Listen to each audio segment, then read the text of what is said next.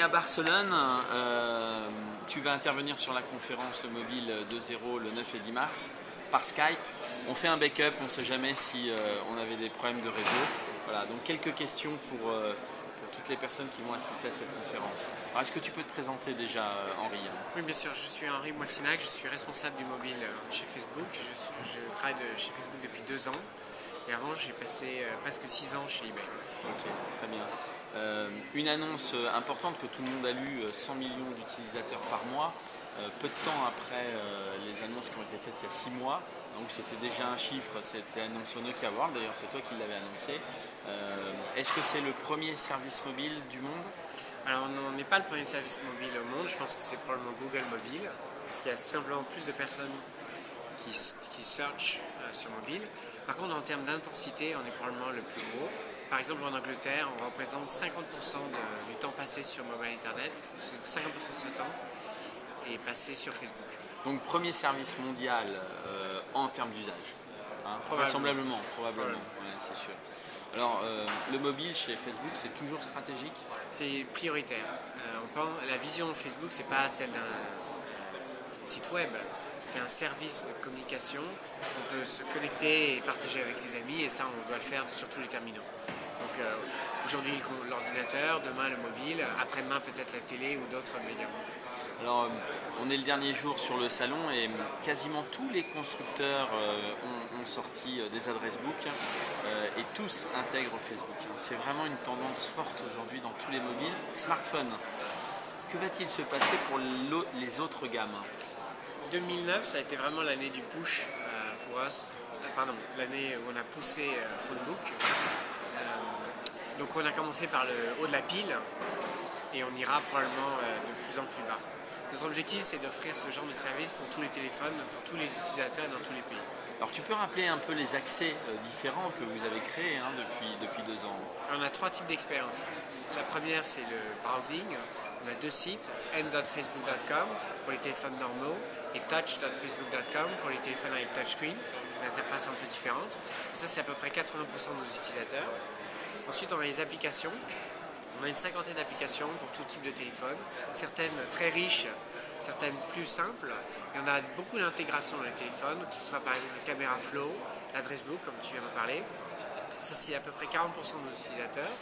Et ensuite, on a le SMS, c'est à peu près 15-20% de nos utilisateurs. Évidemment, certains utilisateurs utilisent plusieurs services à la fois. Alors en Europe, Facebook est beaucoup utilisé. Est-ce que tu as des usages, des chiffres pour la France, parce que c'est une conférence qui a lieu à Paris? Est-ce qu'on peut évaluer une intensité forte dans notre pays, hein? Alors je pense qu'on est très important sur le mobile internet français, aussi bien d'ailleurs sur le mobile internet, le browsing, que dans les applications. Je ne connais pas les chiffres de l'association GSMA.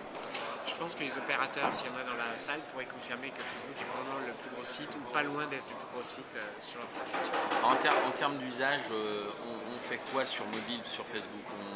Tu peux peut-être... Alors les gens en général sont 2 fois plus actifs sur le mobile que sur le web.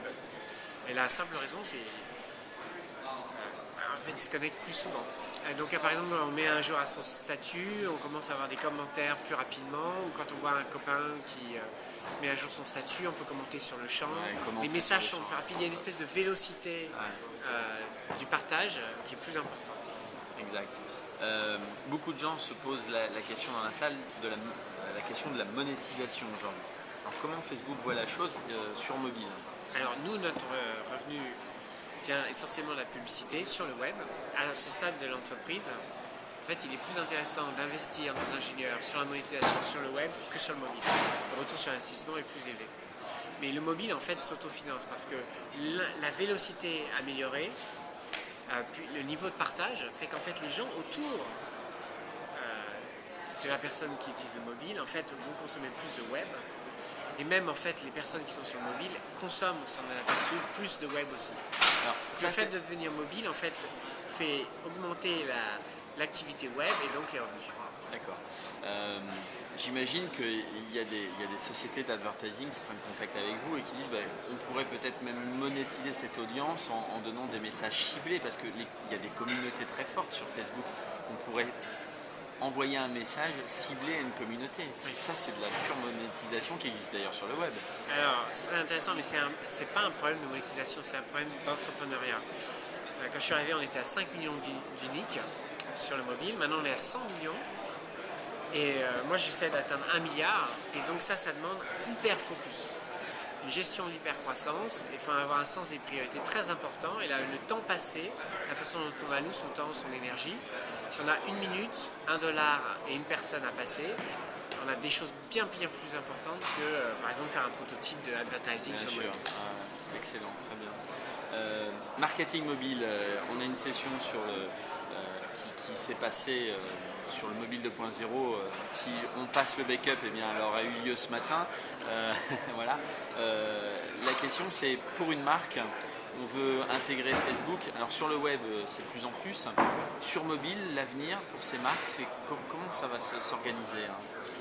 Alors, je pense qu'on est à un stade où pour les marques, il est très important au moins de réfléchir à la composante mobile. Parce que c'est vraiment un terminal qui est personnel, qu'on a dans la poche en permanence, qui vous appelle autant que vous l'appelez, qui est de plus en plus data intensive. Alors pour les générations habituées aujourd'hui à la pub sur télé et sur la pub internet, probablement c'est pas hyper prioritaire, mais pour la génération suivante qui ne pense même pas télé et qui fait que de l'internet, le mobile va devenir plus important. Et pour la prochaine génération, en fait, la télé sera complètement irrelevant. L'internet, on ne sait pas. Et le mobile, ce sera l'expérience primaire. Okay. Comment vous vous intégrez dans une campagne de marketing mobile de demain? Est-ce que vous dites c'est le rôle de la marque et de son agence avec les spécialistes qui travaillent sur le mobile, ou est-ce que vous avez envie d'être partie prenante dans ces campagnes-là, par exemple de campagnes mondiales, on imagine de grandes marques qui souhaiteraient avoir une diffusion sur plusieurs pays? Est-ce que Facebook peut être partie prenante, ou vous dites bah non, vous avez vos API, travaillez Alors en fait, notre vision, c'est d'offrir les mêmes outils qu'on offre sur le web, sur le mobile. Il y a des choses qu'on offre et des choses qu'on n'offre pas aujourd'hui. Ce qu'on offre, par exemple, c'est que par exemple, si vous avez une page, devenir fan, toutes les feed stories dans le newsfeed sur votre marque et l'interaction avec les fans, tout ça c'est reproduit sur le mobile. On peut devenir fan d'une marque, d'une page, par SMS. C'est un SMS qui n'est pas disponible en France, et dans d'autres pays, on voit très bien le concept, c'est très simple, hein, c'est le Rock Band qui affiche « Devenez fan sur Facebook, envoyez un SMS à tel short code ». C'est pas un truc qu'on fera en France court terme, mais dans d'autres pays, c'est très important. On offre des social ads sur le web, un jour ou l'autre on le fera sur mobile. C'est encore une fois, comme j'ai expliqué tout à l'heure, c'est pas une priorité. Ok. Alors là, c'est une question plus personnelle à toi, Henri, sur le futur des réseaux sociaux en général, sur mobile. C'est vrai que c'est un focus là sur le salon de cette année. L'année dernière, c'était déjà présent, mais là, ça l'est vraiment encore davantage. Comment tu vois l'évolution de ce type d'usage? Le mobile. Les réseaux sociaux dans le mobile. En fait, le réseau social, c'est quelque chose qui a toujours existé, même, j'allais dire, à la préhistoire. C'est l'Internet et le mobile qui ont permis de... C'est un besoin qui est fondamental, que les gens ont toujours eu. Avant, il y a eu le courrier papier, après il y a eu la voix, après il y a eu l'email, après il y a eu l'Internet, les photos en ligne, et maintenant Facebook et d'autres services similaires. C'est quelque chose qui va prendre 50%, 60%, 80% du temps que vous passez en dehors d'une communication P2P, va être en fait de la communication sociale. Prenez l'activité sur le web, elle est essentiellement sociale maintenant. Prenez les jeux, à part les hardcore gamers sur Quake, c'est que du casual game, c'est du social games. Je pense que sur le mobile, ça va être pareil. C'est-à-dire qu'il y aura la plupart des services. Les gens ne vont pas passer 100% de leur temps sur un site comme Facebook, mais ils vont passer 100% de leur temps sur toutes sortes de services qui intégreront des composantes sociales, que ce soit Facebook ou autre. D'ailleurs, on a rencontré une société qui fait de la télévision avec une nouvelle interface utilisateur qui intègre Facebook pour dire voilà, je regarde tel programme, je push à mes amis tel programme, et en temps réel on peut aller sur le programme de l'ami qui a dit bah tiens regarde, c'est intéressant, et ça c'est porté sur iPhone, hein, donc voilà, on est vraiment dans des nouveaux usages où effectivement le social s'intègre partout. Hein. Oui, mais c'est-à-dire qu'en fait, cette composante sociale existait dans le monde réel. C'est juste qu'elle se traduit en pixels à travers l'Internet et le mobile. Exact. Alors, futur des réseaux sociaux aussi, il y a une tendance majeure qui s'installe depuis peu, et c'est Google qui a quand même lancé le départ, c'est le HTML5, c'est la possibilité d'accéder à ces informations de manière offline. Et ça c'est important parce qu'aujourd'hui on a un problème de batterie sur les mobiles, en utilisation intense ça ne tient pas du tout. Vous y réfléchissez à ça? Alors c'est très important, je pense. Nous on fait deux choses sur les devices, on fait des applications. La plupart du temps ça n'a pas de sens de faire du offline parce que le newsfeed, il faut voir le plus récent, ou les messages, on pourrait par exemple les cacher, peut-être qu'on le fera plus tard. Et surtout on fait des intégrations dans le téléphone.